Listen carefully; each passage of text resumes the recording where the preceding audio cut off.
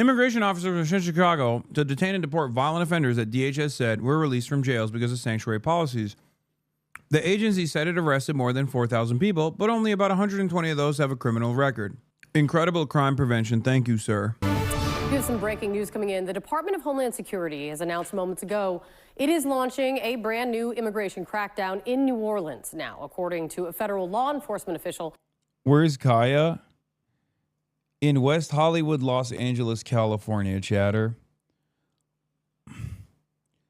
I did not fly my wonderful 120-pound dog to Ireland on a 10-hour flight.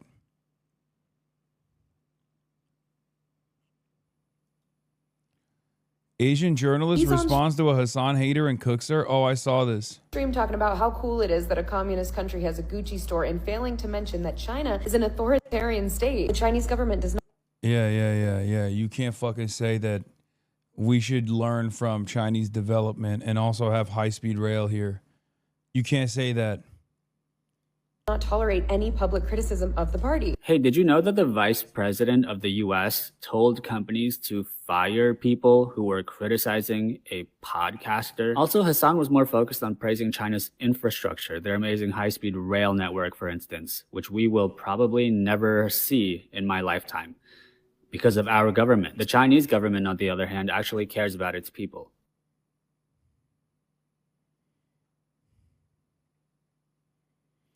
And it's crazy because I talk about like the repressive nature of Chinese governance as well, and how it's just not for me, you know, and how I don't like it personally. But these guys seem to never hear that side because it has to be black and white. If you say there are certain things that the Chinese government is doing that's good that we should take lessons from, people immediately go, oh, you mean you love everything that China has ever done throughout history. I don't know, man. I like Zohran Mamdani. That doesn't mean I believe that America is doing a great job with like invading Venezuela. You know what I mean? So if you have the capacity to understand nuance in that situation, why the fuck can't you understand nuance in the other? Right? Nobody in here goes, hey, I like Zohran Mamdani. Nobody in here goes, oh, you must love the move bombing, 1985 move bombing, Henry Kissinger, David Miscavige, Scientology, CIA connections, 100 plus coups in foreign nations. You must love all of that. It's like, no, I just didn't say any of that, man. Just hear my words.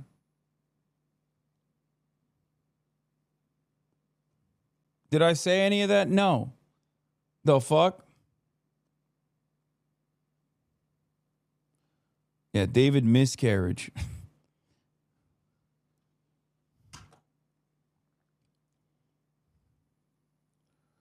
You want the imperial court back? Tell the truth? Yeah, that's what I want. Damn, you look schmammered? No, I'm not. I'm just tired. I'm so fucking tired. Immigration authorities are aiming to arrest up to 5,000 people, which would be hundreds more than what we've seen in Chicago, across a zone extending 80 plus miles northwest to the state capital. CNN's Ryan Young is in New Orleans this morning as this is about to unfold. Ryan, what are you learning and what are you hearing there? Good morning, Katie. As you can imagine, people are terrified. They are scared about what this will mean for their life. It's outside sort of the tourist city center.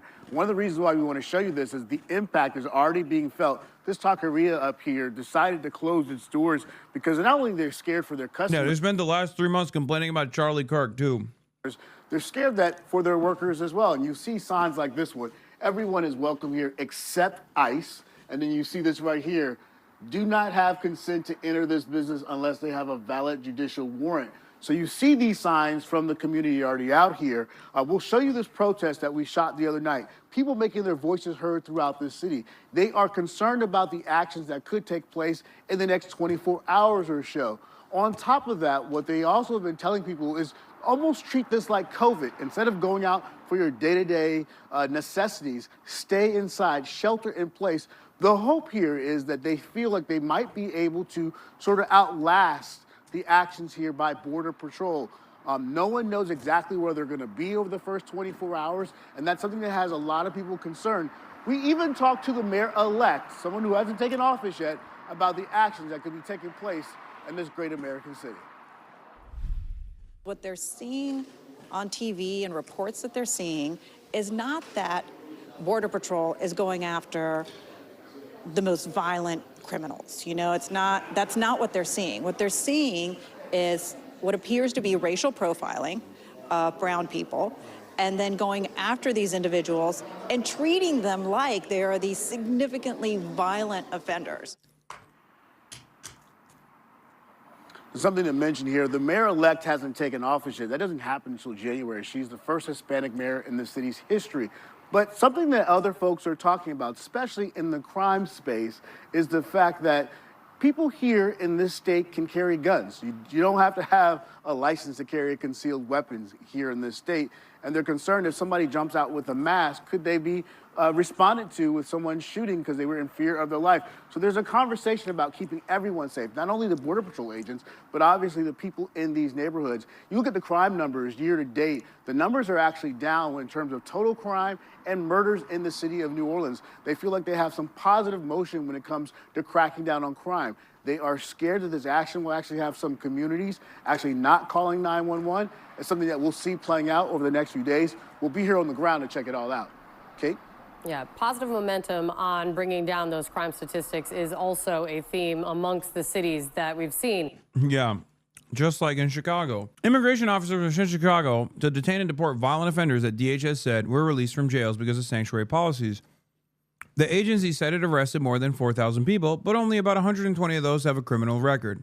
Incredible crime prevention. Thank you, sir. These operations are already taking place. Ryan Young on the ground there for us. Thank you so much. Breaking this morning, the Department of Homeland Security revealed it has now launched a new immigration crackdown in New Orleans. Federal authorities previously said they aim to arrest up to 5,000 people there. With us now is Tricia McLaughlin, Homeland Security Assistant Secretary for Public Affairs. Tricia, great to see you this morning. What are the contours of this operation in New Orleans? What will it look like?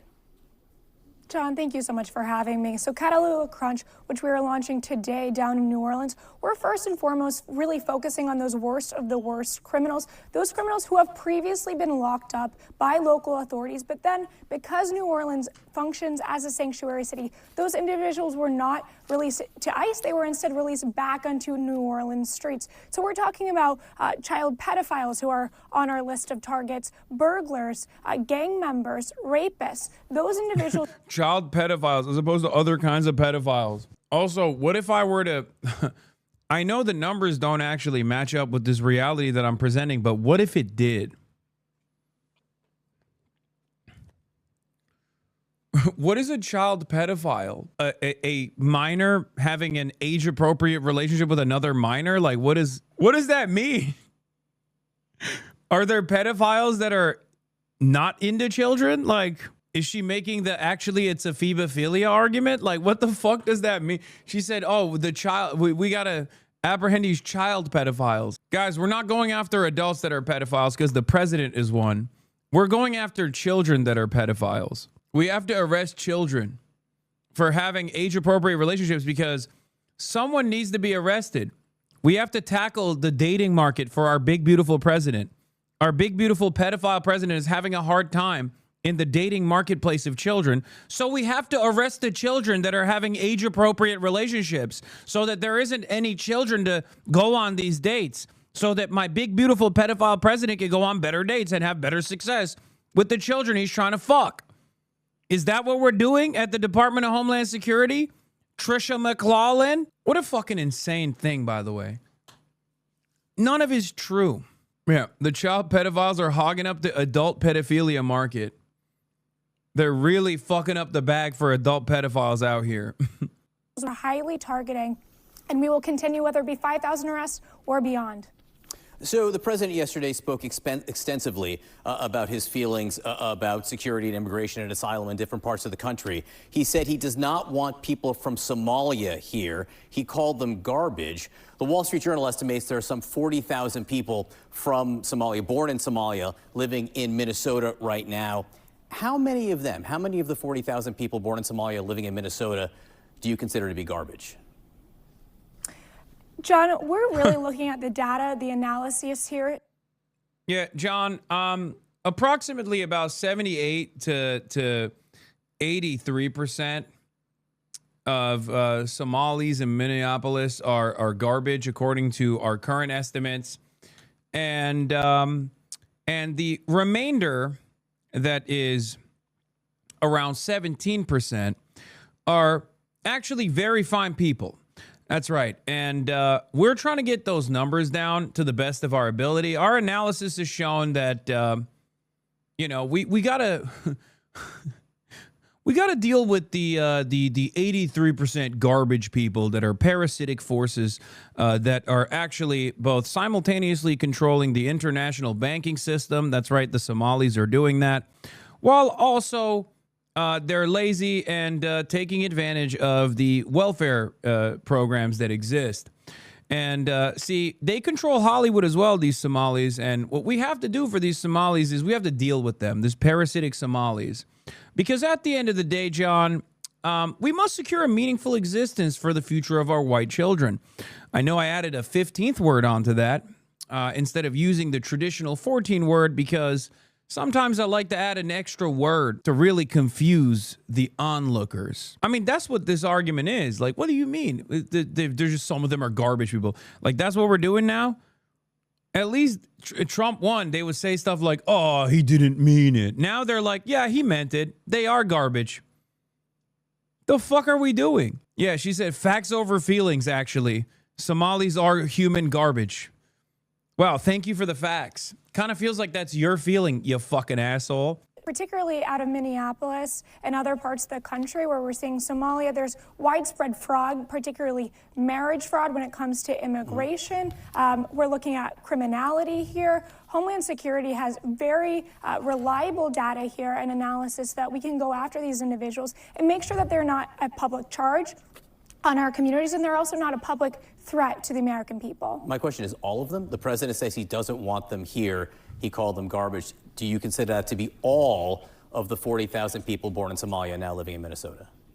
John, this is not about politics. This is about public safety. We saw what just happened last week with the terrorist attack against us here in our nation's capital, where one of our great heroes, Sarah Beckstrom, was killed. That's what the precipice of this was. That's why we have to get back to base camp and make sure we are prioritizing the American people's safety. It cannot be overstated the position the Biden administration put us in when it came to vetting, letting some of these individuals under these parole programs where there was little to no vetting, no biometric data, no criminal background history, no cyber, no financial crime history. They were really relying on people to vouch for these individuals and say they should be in the country. When it comes to asylum claims as well. The marriage fraud thing is horseshit. It's a conspiracy theory about Ilhan Omar and her family. The right keeps trying to push. I know. It's, I guess they moved on from just saying Ilhan Omar is doing it to like every Somali person is doing it now. Yeah. So Trump hates all Somalis because like 40 dudes engaged in a fraud scheme, but he commutes the sentence of a zillionaire who defrauded thousands of people. Kind of like him murdering random sailors while pardoning drug traffickers. Yeah. Commutation Trump issued to David Gentile wipes away all further fines and restitution. Gentile had been sentenced to 7 years for his role. Dude, I swear to God, he's doing a bit column A, bit column B. Where on the one hand, he's like, all Somalis are doing fraud. And then the next day or the same day, he's like, actually, here's a white fraudster that I'm going to pardon. One day, he's like, Maduro is a narco trafficker. No evidence whatsoever for this, by the way. The next day, he's like, but this Honduran president who actually went to prison for literally shipping in 400 tons of cocaine to the United States of America, that guy we're pardoning. Art of the deal. He's like, he's doing Full Metal Alchemy. You know, there's a delicate balance that must be struck. If you are going to blame an entire group of people for engaging in fraud, what you must do is find one of the most high profile white fraudsters you can and instantly pardon them, just so people really understand what you're trying to do here. You're basically trying to say, I don't give a fuck about fraud. I just want to use the fraud to cast a shade of doubt on an entire population of people that I just want to remove from the American boundaries. Yeah, I saw how some Somali people are responding. They're mocking Israel and Trump in the White House. Somalis are mocking U.S. racism by joking that Minnesota was promised to them 3,000 years ago. Except the problem here is some white guy's going to see this and fucking lose his mind and then do a shooting or some shit. And I'm terrified of that.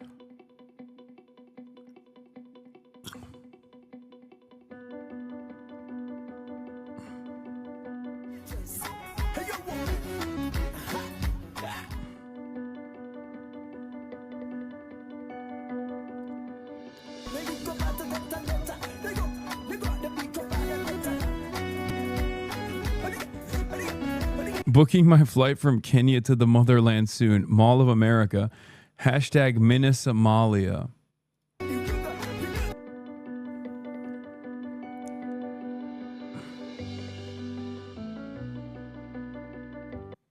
Can confirm that right-wing accounts are taking it literally. Ugh. Yeah, another classic. My enemies are incapable of making jokes. They are utterly incapable of humor. They are demonstrating utmost sincerity when they make these things that you call jokes.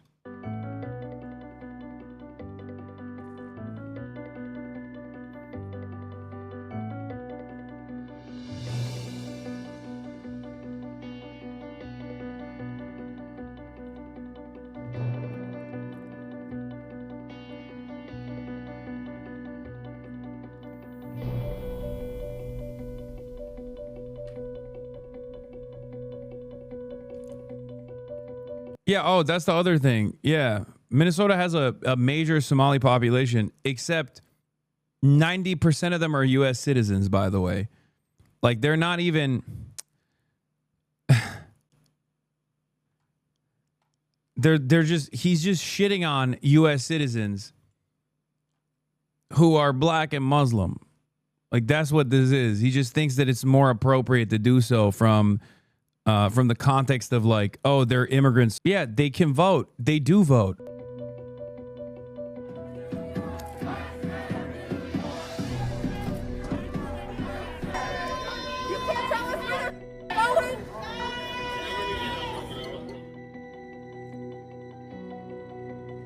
Yeah, that's the other side of the story is like, it's kind of difficult to be an undocumented migrant coming into the United States of America all the way from Somalia.